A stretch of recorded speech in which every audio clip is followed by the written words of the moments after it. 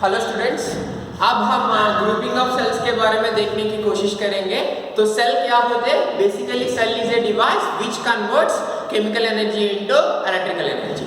अब सेल में कुछ चीजों हमने ऑलरेडी डिस्कस किया था। क्या है? अगर ये सेल का एक सिंबल है तो सेल में क्या क्या होते हैं? एक ईएमएफ जनरेटेड ई होने वाला है और इसका इंटरनल रेजिस्टेंस आर होते हैं और टर्मिनल वोल्टेज और टर्मिनल पोटेंशियल डिफरेंस वी होने वाला है।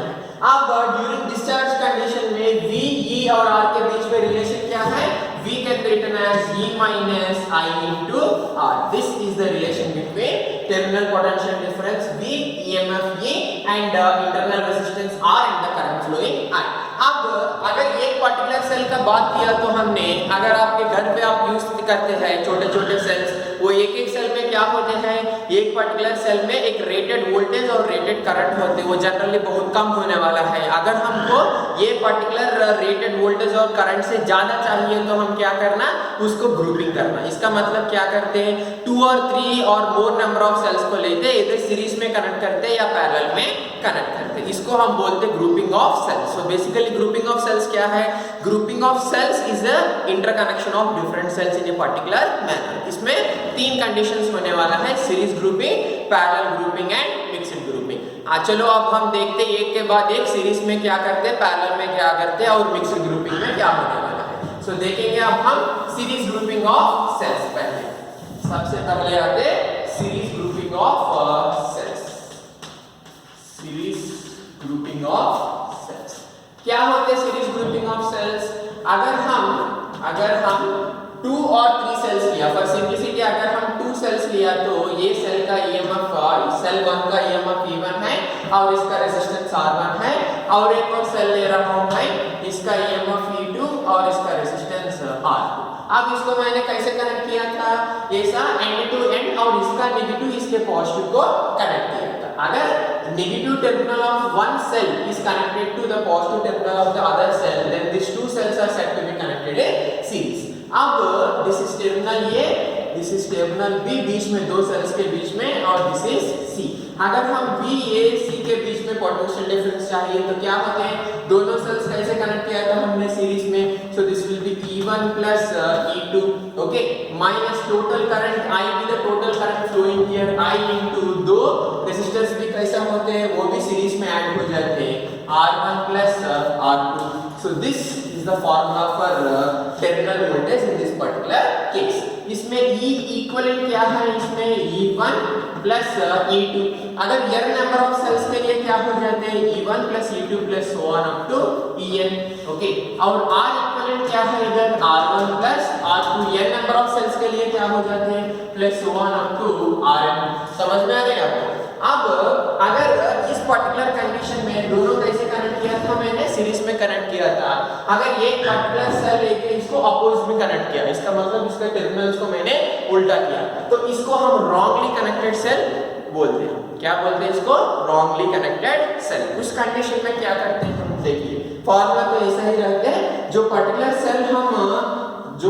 सेल हम रॉन्गली कनेक्ट किया या इस कंडीशन को सीरीज अपोजिशन बोलते हैं, उधर हम क्या करते हैं? इसको हम माइनस करते हैं। वो पर्टिकुलर सेल के लिए साइन क्या यूज करते हैं? हम माइनस करते हैं। बाकी कंडीशंस में क्या करते हैं? जनरली प्लस लेते हैं। एक पर्टिकुलर सेल रॉन्गली कनेक्टेड किया तो वो पर्टिकुलर सेल के लिए उधर माइनस करते हैं। अब हम n number of equal cells लिया और m number of equal cells लिया और इसको सीरीज में कनेक्ट किया तो करंट कितने आते हैं वो देखने की कोशिश करेंगे।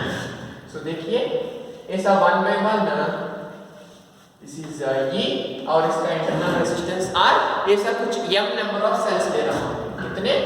m नंबर ऑफ सेल्स को मैंने, this is first one, this is m cell, m number of cells को, m सेल्स को मैंने सीरीज में कनेक्ट किया। तो क्या हो जाता है? सीरीज में कनेक्ट किया और मैंने क्या किया?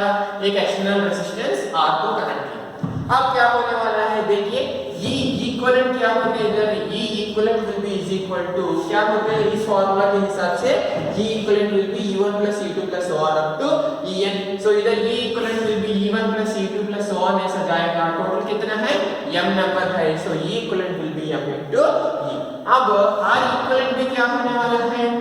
m into R। ये क्या है? Equivalent internal resistance. This is the equivalent EMF and this is the equivalent internal resistance. अब टोटल इक्विवेलेंट रेजिस्टेंस कितने होते हैं, इधर कितने रेजिस्टर्स है, m नंबर ऑफ रेजिस्टर्स कैसे कनेक्ट किया था, इधर सीरीज में कनेक्ट किया था, उस कॉम्बिनेशन को ये रेजिस्टेंस R को सीरीज में कनेक्ट किया था, तो क्या होने वाला है mR प्लस R।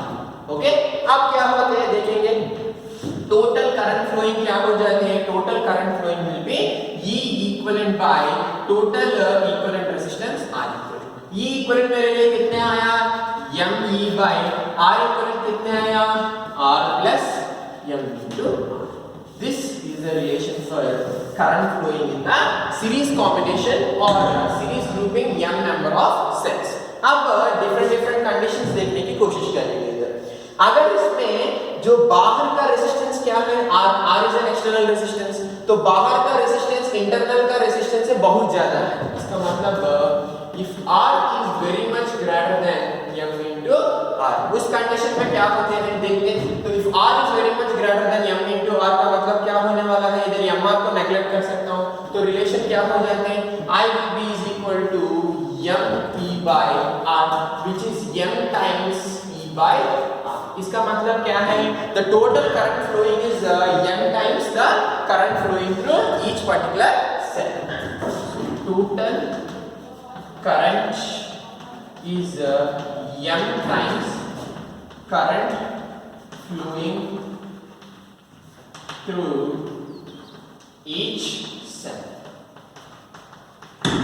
ओके, अगर इस पर्टिकुलर में if mR is very much greater than R, इसका मतलब क्या है, इधर जो mR है ये R से बहुत ज्यादा है, उस कंडीशन में क्या कर सकते हैं हम, R को नेगलेक्ट करके सिर्फ किसको कंसीडर करते हैं, mR को कंसीडर करते हैं, तो रिलेशन क्या हो जाते हैं इधर, I is nothing but m E by m into R, m cancel हो जाएगा which is E by R। E by R क्या है, current flowing through each cell, तो I is nothing but current flowing through each cell। Okay, तो आप देख सकते हैं आसान से इस पर्टिकुलर कंडीशन में maximum amount of current flow हो रहा है, इस पर्टिकुलर कंडीशन में ये कंडीशन से जितना करंट आ रहा है इसे m टाइम्स ज्यादा है ये, so the total current is nothing but m times the total current flowing through each cell. इसका मतलब कब maximum amount of current flow हो जाते हैं सीरीज कॉम्बिनेशन में, अगर हम बाहर का जो एक्सटर्नल रेजिस्टेंस कनेक्ट किया, इस एक्सटर्नल रेजिस्टेंस जो हमने कनेक्ट किया वो total internal resistance, total internal resistance क्या है, mR से बहुत ज्यादा है, तो क्या होने वाला है उस पर्टिकुलर कंडीशन में, उस पर्टिकुलर कंडीशन में maximum amount of current flowing. So this is the condition, external resistance is very much greater than the total internal resistance। This is the condition for maximum current in the series combination। This is the condition for maximum current in the series combination। तो अब हम this is about series combination। क्या है series combination में, if n number of cells are connected end to end, मतलब positive negative is connected to positive, इसका negative is connected to next positive, like that ऐसा connect किया तो इसको हम series combination बोलते हैं। So series combination में relation क्या आते हैं, V can be written as इस equation से V E equivalent minus I into R equivalent। Okay, उसका E इक्विवेलेंट क्या है, द सम ऑफ कितना भी हम सेल्स यूज कर रहा है उतना। ओके, R इक्विवेलेंट क्या होते हैं, सम ऑफ कितना भी सेल्स हम इसका इंटरनल रेजिस्टेंस को क्या करना है, सिर्फ ऐड करने का ही। This is the relation. अगर हम इक्वल नंबर ऑफ सेल्स को हमने क्या किया, m number of equal cells को सीरीज में कनेक्ट किया तो करंट का ये रिलेशन है, और मैक्सिमम करंट फ्लो होने के लिए वो कंडीशन है। मैक्सिमम करंट का कंडीशन क्या है, उधर बाहर का जो एक्सटर्नल रेजिस्टेंस है वो टोटल इंटरनल रेजिस्टेंस से कैसा होना, बहुत ज्यादा होना। अब हम नेक्स्ट देखते हैं, हम पैरेलल ग्रुपिंग के बारे में देखने की कोशिश करेंगे। Parallel grouping, so for simplicity कितने सेल्स लेते हैं हम, पहले 2 सेल्स लेके दोनों को पैरेलल में कनेक्ट करते हैं। 2 सेल्स लेंगे और दोनों को पैरेलल में कनेक्ट करेंगे। देखिए, सो मैंने 2 सेल्स लिया, दिस इज सेल 1 का EMF E1 और इसका रेजिस्टेंस R1। अब सेकंड सेल का EMF E2 और इसका इंटरनल रेजिस्टेंस R2। दोनों को हमने कैसे कनेक्ट किया, अब दोनों को पैरेलल में कनेक्ट किया था, तो क्या हो जाएगा, अब इससे करंट I1 फ्लो हो जाएगा और इससे करंट I2 फ्लो हो जाएगा। अब टोटल करंट कितने होते हैं, अब the total current I can be given as I1 plus I2। Okay, अब I इज नथिंग बट, इसमें दोनों क्या है, दोनों को हमने पैरेलल में कनेक्ट किया तो टर्मिनल पोटेंशियल डिफरेंस भी एक ही आने वाला है दोनों को। तो क्या होते हैं, अब I1 can be written as E1 minus V by R1 plus I2 can be written as E2 minus V by R2। अब देखिए I can be written as E1 by R1 minus V by R1 plus E2 by R2 minus V by R2। और थोड़ा simplify किया तो क्या हो जाएगा, इधर I is nothing but E1 by R1 plus E2 by R2 minus V common किया तो 1 by R1 plus 1 bye R2। इसको फर्दर सिंपलीफाई करने की कोशिश करेंगे हम अभी। I can be taken as I is nothing but, इधर क्या हो जाएगा, इधर एलसीएम लेंगे इधर।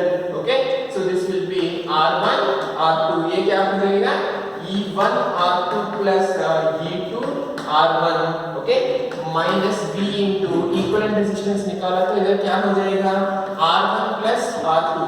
क्या किया मैंने, कंबाइन कर रहा हूं दोनों को, so R1 plus R2 by R1 R2। Okay, so इसको मैं लिख सकता हूं, इधर V चाहिए मुझे, V बाहर निकालना, तो ये टर्म को इस तरफ और I को उस तरफ लिखूंगा। So this will be V into R1 plus R2 by R1 R2, okay, equal to E1 R2 plus E2 R1 by R1 R2 minus I।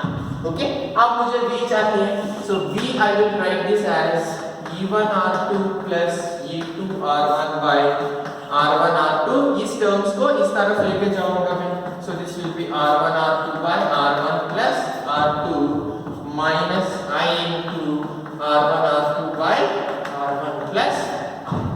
Okay, अब R1 R2 कैंसिल हो जाएगा, V can be written as E1 R2 plus E2 R1 by R1 plus R2 minus I into R1 R2 by R1 plus R।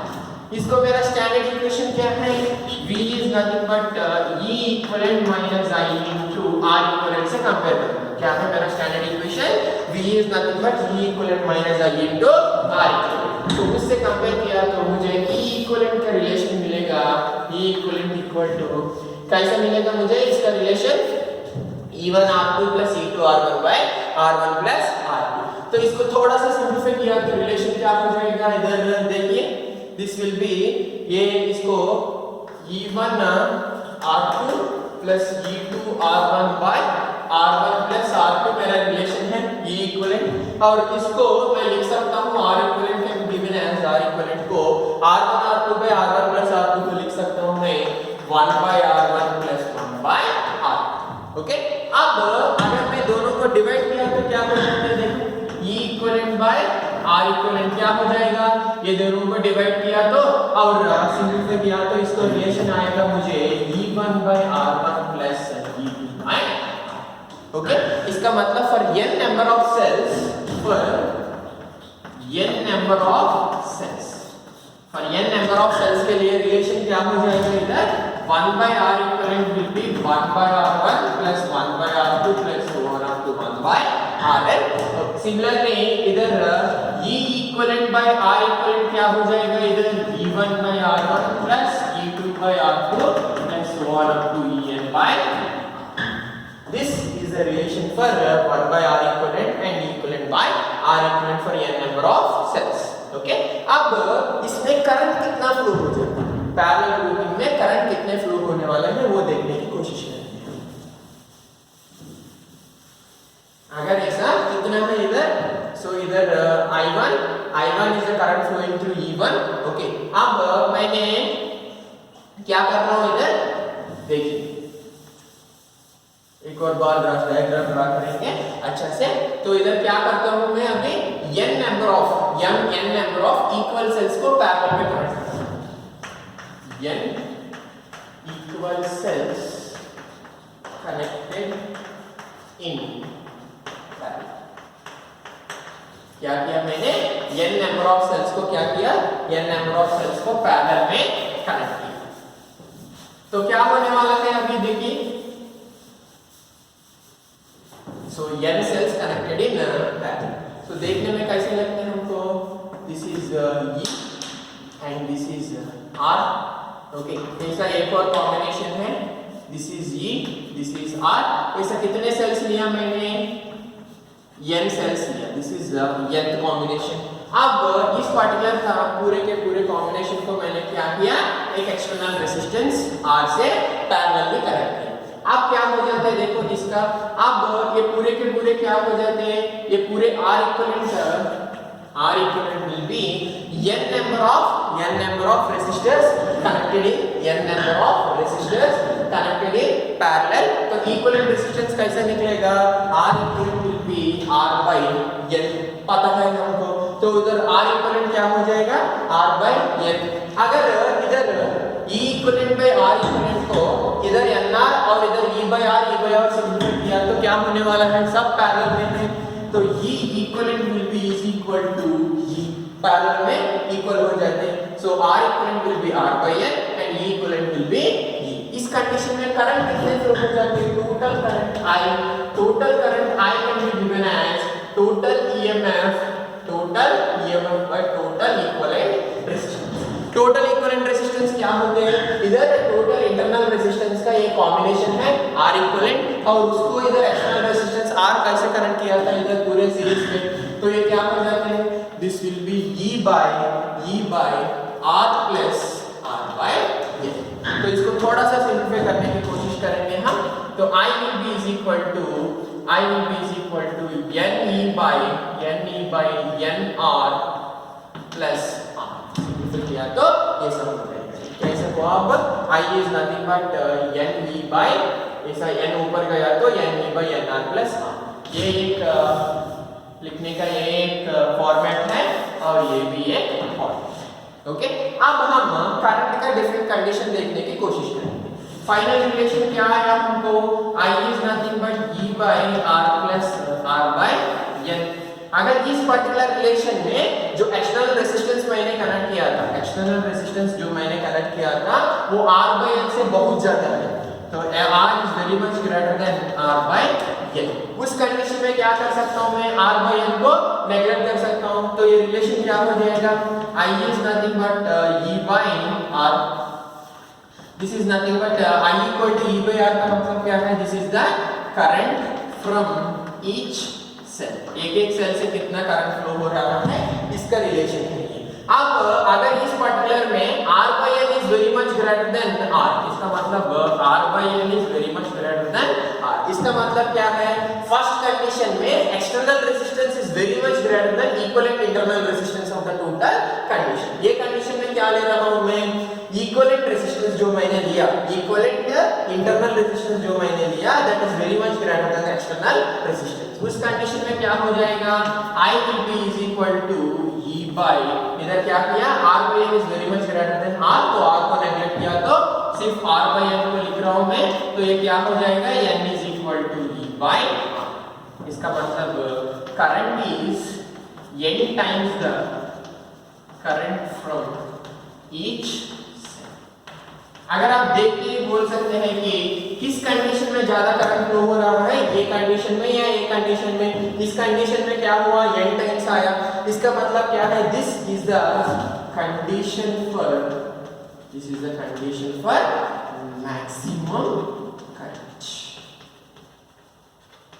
Okay, condition for maximum current in parallel combination. Parallel का combination में condition क्या है, maximum current flow होने के लिए जो total equivalent resistance है, internal resistance का जो इक्विवेलेंट है, that should be very much greater than R।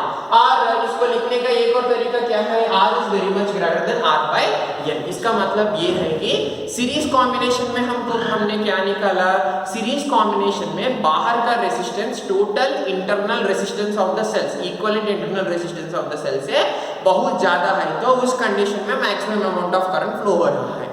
Which condition में, सीरीज कॉम्बिनेशन में। इधर क्या हो रहा है, पैरेलल कॉम्बिनेशन में क्या हो रहा है, अगर एक्सटर्नल रेजिस्टेंस जो हमने कनेक्ट कर रहा है वो टोटल इंटरनल रेजिस्टेंस से बहुत कम है, तो इस पर्टिकुलर कंडीशन में क्या हो रहा है, maximum amount of current flow हो रहा है। ये आपके दिमाग में रखने का इंपॉर्टेंट पॉइंट्स है। अब हम मिक्स्ड ग्रुपिंग क्या होते देखने की कोशिश करें। मिक्स्ड ग्रुपिंग क्या है? It is a combination of series and parallel.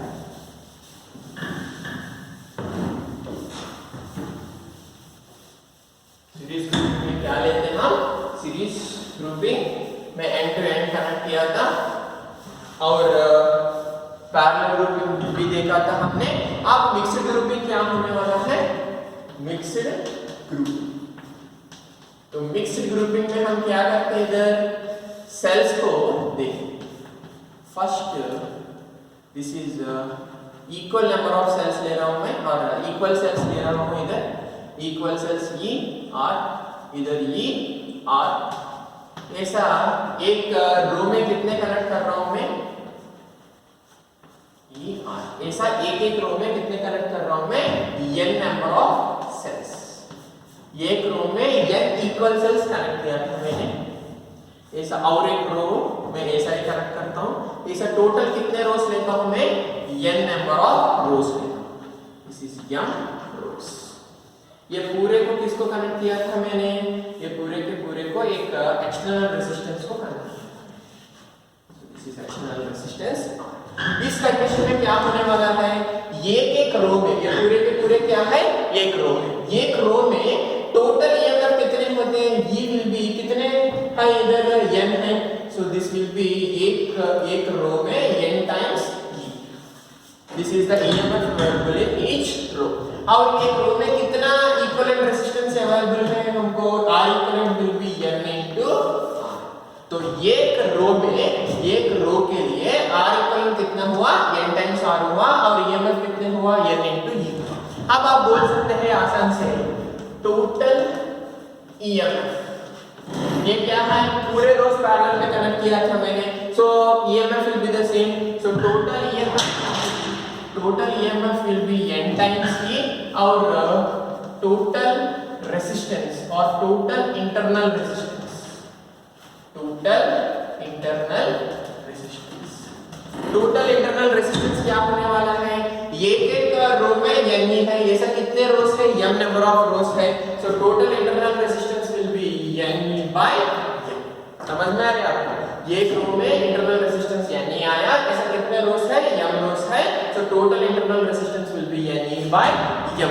अब देखेंगे करंट का रिलेशन क्या हो गया? Total current will be is equal to total EMF by equivalent resistance from Ohm's law. So this will be E equivalent by R equivalent. E equivalent कितने आया इधर? N into E by R equivalent कितने आया? तो resistance is R plus N E by M। इसको थोड़ा सा simplify किया तो LCM करके रिलेशन क्या हो जाती है? M N E by M R plus mr plus ये क्या है? ये total internal resistance is n into r by m। So mr plus n into r by n into r हो जाएगा। mr plus nr by m ऊपर जाएगा। So total current relation क्या आया हमको? I is nothing but mne by mr plus nr। This is the relation for current flowing। I will be mne by mr plus nr। आप देखिए इधर maximum current के लिए कंडीशन निकालने की कोशिश करते हैं हम। मैं इधर mr प्लस nr को लिख सकता हूँ। mr प्लस nr को मैं लिख सकता हूँ root of mr minus root of nr whole square plus 2 into mr nr लिख सकता हूँ। कैसे लिख सकता हूँ मैं? Root of mr minus root of nr whole square plus 2 into mr nr। अब ये रिलेशन मिनिमम होने के लिए, ये पर्टिकुलर वैल्यू मिनिमम होने के लिए क्या होना? ये रिलेशन किसको जीरो होना? ये किसको इक्वल होना? जीरो को इक्वल होना। मतलब root of mr minus root of nr should be is equal to 0। इसका मतलब ये क्या हो जाएगा? Root mr will be equal to root nr।